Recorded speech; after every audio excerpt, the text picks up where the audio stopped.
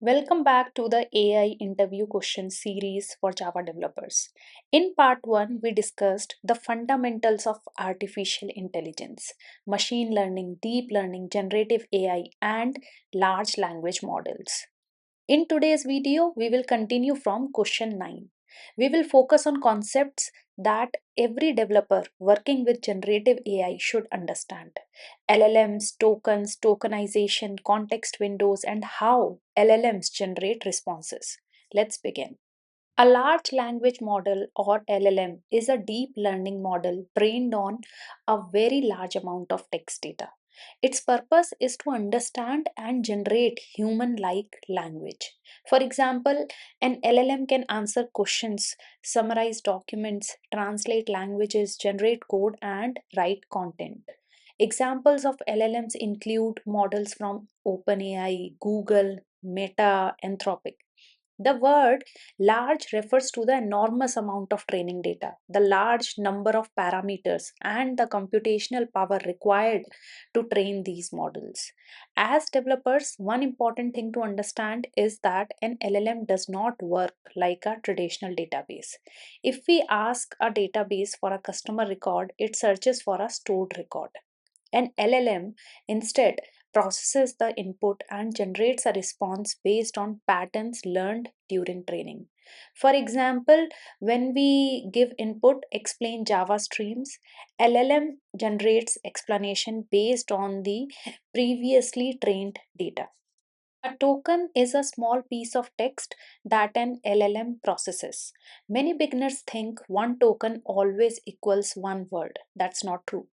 A token can be a complete word, part of a word, a punctuation mark, a space combined with text. For example, the sentence, I love Java, might be divided into several tokens. The exact tokenization depends on the model and tokenizer being used. Before the LLM processes our text, the text is converted into tokens. Those tokens are then converted into numbers. The model works with these numerical representations. So the basic flow is text becomes tokens, tokens become numerical representations. The model processes them, the model predicts the next token. Finally, the tokens are converted back into readable text. Tokenization is important for several reasons. The first reason is cost. Many LLM APIs calculate usage based on the number of tokens processed. The more tokens you send, the more expensive the request can become. The second reason is the context window. Every model has a limit on how much text it can process in one request. That limit is measured in tokens. The third reason is performance. If you send a very large amount of unnecessary text, the model has to process more information. So, as developers, we should avoid sending unnecessary content. For example, if we only need information from one page of a document, sending an entire 500 page of document is inefficient.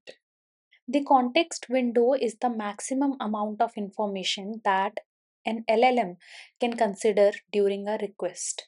This includes both the input we send and the output generated by the model. Let's imagine a model has a context window of 100,000 tokens. The following may all contribute to that limit: system prompt, user question, conversation history, documents, AI response. So the context window is not only the user's latest question.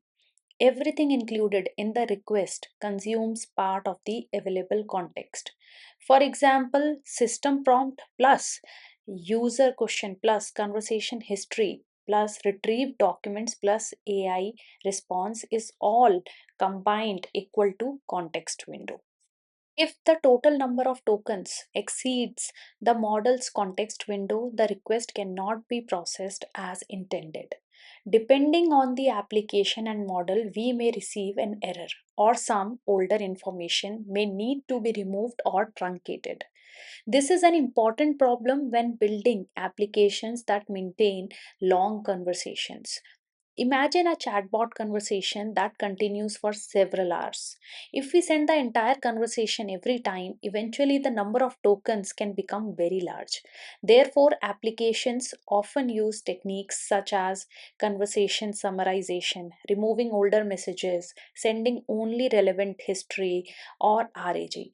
This is one reason why managing context is important in production AI applications. This is one of the most important questions about LLMs. How does an LLM generate a response? At a high level, an LLM generates a response one token at a time. Suppose we give the model Java is.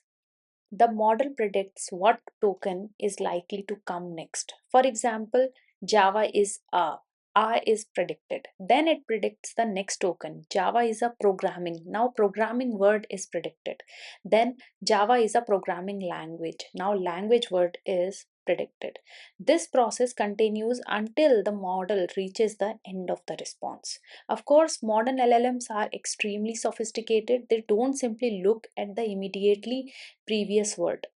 They analyze the entire context and calculate probabilities for possible next tokens. But the basic idea is next token prediction. Parameters are numerical values learned by the model during training. You can think of them as learned patterns. During training, the model processes a huge amount of data. It makes predictions. When the prediction is incorrect, the model adjusts its parameters. After repeating this process many times, the model learns patterns in language. For example, it learns relationships between words, concepts, programming languages, and patterns of human communication. When we hear that a model has billions of parameters, it means the model contains billions of learned numerical values that help it generate predictions. Important point, parameter is not equal to stored answers. An LLM does not simply store a list of answers like a database. Its parameters represent learned patterns that help it generate new responses. This is a very important question for developers. A traditional database stores structured information. For example, customer ID is 101, name is Rahul, city is Bangalore. When we query the database, we retrieve stored data. An LLM works differently. It generates a response based on patterns learned during training. For example, if we ask, explain dependency injection in Spring Boot, the model is not searching for one stored paragraph. It generates a response based on the patterns it learned. This difference is extremely important. A database is excellent for exact, structured information, and LLM is excellent for understanding and generating natural language. In modern AI applications, we often combine both. For example, RAG combines a database or vector database with an LLM. The system retrieves relevant information and then asks the LLM to generate a human readable answer. Let's quickly revise today's questions. Question number 9.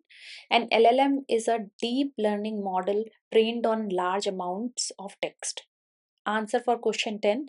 A token is a small piece of text processed by the model. Question 11. Tokenization affects cost, context limits, and performance. Question 12. The context window is the maximum amount of information the model can process. Question 13. If the context limit is exceeded, the request may fail or information may need to be removed. Question 14.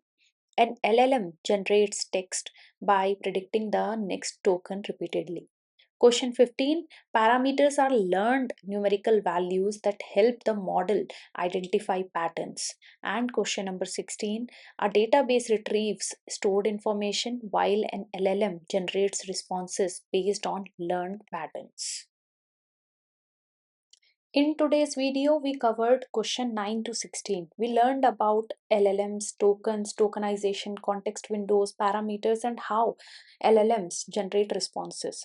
These concepts form the foundation for understanding more advanced AI technologies. In next video, we will discuss embeddings, vector databases, and semantic search.